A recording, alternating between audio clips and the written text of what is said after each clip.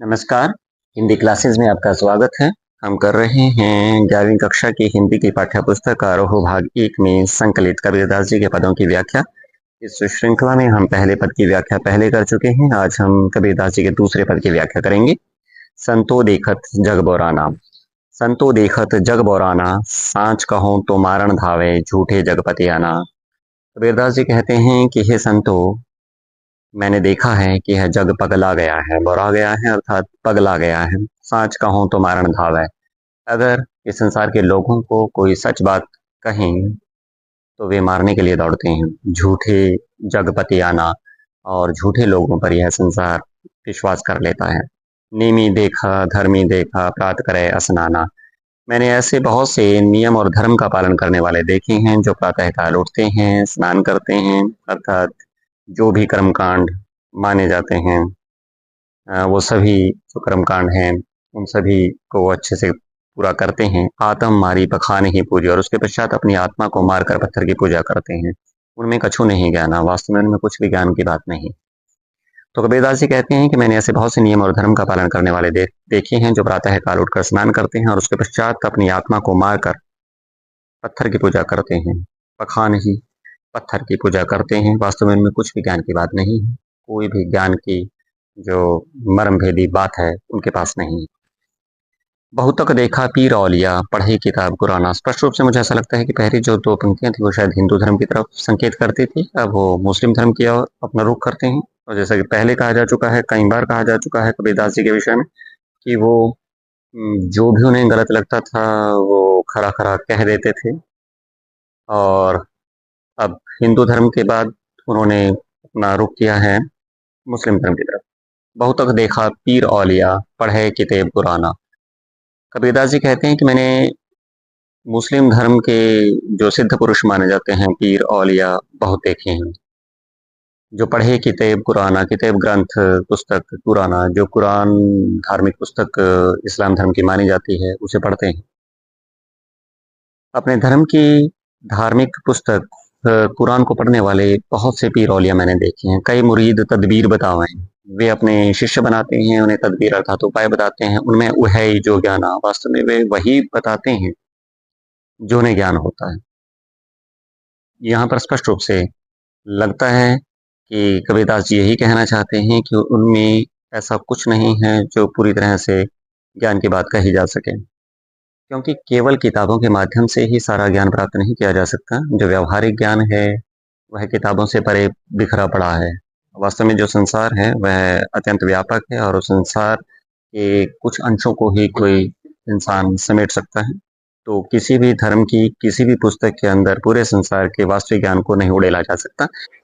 तो मैंने बहुत से पीर पैगंबर औलिया वगैरह देखे हैं जो कुरान की पुस्तक पढ़ते हैं और अपने शिष्य बताते हैं, और उसमें वही वो ज्ञान की बात बताते हैं जैसा ज्ञान उन्होंने प्राप्त किया होता है। वास्तव में उनके पास कोई भी ज्ञान की बात नहीं होती। आसन मारी डिंग डिम्ब धरी बैठे, मन में बहुत गुमाना। मैंने ऐसे भी बहुत से लोग देखे हैं जो अपने मन में अभिमान को धारण करके आसन मारकर बैठ जाते हैं, अर्थात जो आसन मारकर बैठ जाते हैं और अपने आप को बहुत बड़ा धर्मगुरु मानते हैं, लेकिन उनका जो मन है अभिमान से भरा हुआ रहता है। पीपर पाथर पूजन लागे तीर्थ गरव पुराना। वे पीपल की पूजा करते हैं, पत्थर की पूजा करते हैं, तीर्थ यात्राएं करते हैं, और इस प्रकार के कर्मकांडों को करते हुए स्वयं पर वो गर्व करने लगते हैं और उसी गर्व में सब कुछ भूल बैठते हैं। टोपी पहिरे माला पहिरे, विभिन्न कर्मकांडों का उल्लेख करते हुए इसी श्रृंखला को आगे बढ़ा रहे हैं कबीरदास जी, और कहते हैं कि ऐसे भी बहुत से लोग देखे हैं जो धर्म के लक्षण माने जा रहे हैं, ऐसे चिन्हों को अपने शरीर पर धारण करते हैं। ऐसे बहुत से लोग कबीरदास जी कहते हैं मैंने देखे हैं कि जो विभिन्न प्रकार की टोपियां पहनते हैं, अपने धर्म के अनुकूल समझी जाने वाली माला पहनते हैं, अपने शरीर पर विभिन्न प्रकार की छाप लगाते हैं और तिलक लगाते हैं। अनुमाना का अर्थ है विभिन्न प्रकार के छाप और तिलक वो अपने शरीर पर लगाते हैं। साखी शब्द ही दावत बोले, आत्म खबरी न जाना, और व्यर्थ में बिना उसके सही अर्थ को जानते हुए साखी और शब्दों का गायन करते हुए वे सब कुछ भूल जाते हैं और उन्हें अपनी खबर तक नहीं रहती। अर्थात ये वो लोग हैं जो साखी शब्द का गायन करते हैं, विभिन्न प्रकार के धार्मिक आडंबरों को धारण करते रहते हैं, लेकिन सही मायने में उन्हें आत्म तत्व की भी जानकारी नहीं होती और जब तक इंसान स्वयं को न जान ले, वह परमात्मा को जानने के विषय में सोच भी नहीं सकता, उसके निकट भी नहीं जा सकता। हिंदू कहे मोहि राम प्यारा, तुर्क कहे रहीमाना।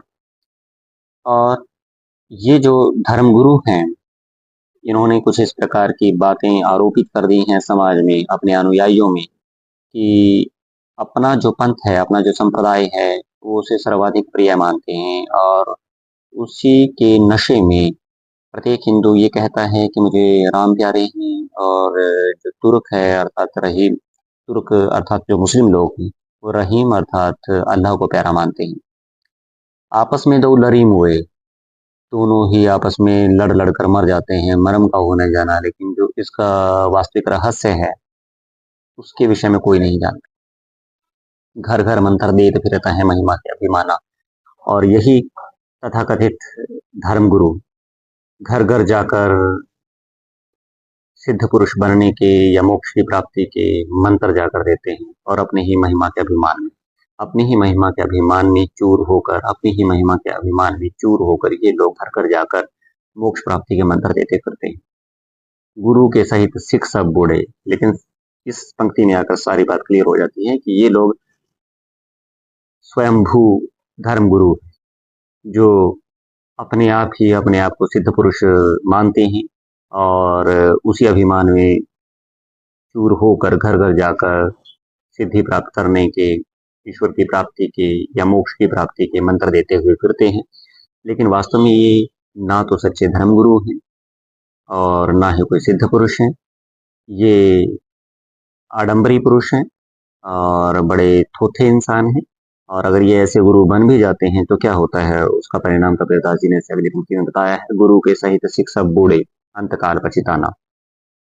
ऐसे सभी गुरुओं सहित उनके सिख अर्थात उनके शिष्य सभी बूढ़े अर्थात डूब जाते हैं और अंतकाल में उन्हें पछताना पड़ता है। अगर किसी शिष्य को ऐसे गुरु मिल जाते हैं तो ऐसी अवस्था में उनका जो अंत है वो अत्यंत दुखद होने वाला है। कबीरदास जी कहते हैं कि गुरु सहित ऐसे सभी शिष्य डूब जाते हैं और अंत में उन्हें पश्चाताप करना पड़ता है। कहे कबीर सुनो हो संतो, ये सब बड़ भरम भूला। कबीरदास जी कहते हैं कि संतो मेरी बात ध्यान से सुनो कि यह सब भ्रम है जिसके वशीभूत होकर तुम सब कुछ भूलते जा रहे हो। इति कहाँ, कितनी बार कहूँ, कहाँ नहीं माने, कोई कहाँ नहीं मानता। सहजई सहज समाना, कि वह जो सहज स्वरूप ईश्वर है वह सहज भक्ति में समाया हुआ है। सहज भक्ति से अभिप्राय जो हमारी सहज दिनचर्या है, सच्चे मन से नाम स्मरण करना है, बिना किसी आडंबर को धारण किए ईश्वर की भक्ति करना अर्थात उसका नाम स्मरण करना, किसी भी ढंग से, किसी भी रीति से, किसी भी स्थान पर, किसी भी पहनावे को धारण करते हुए जो हम ईश्वर का नाम स्मरण करते हैं वही सहज भक्ति है और उसी सहज भक्ति में ही वह सहज स्वरूप ईश्वर समाया हुआ है। कितनी बार कहूँ, कोई कहा नहीं मानता। मैं इस बात को कई बार कह चुका हूँ। धन्यवाद।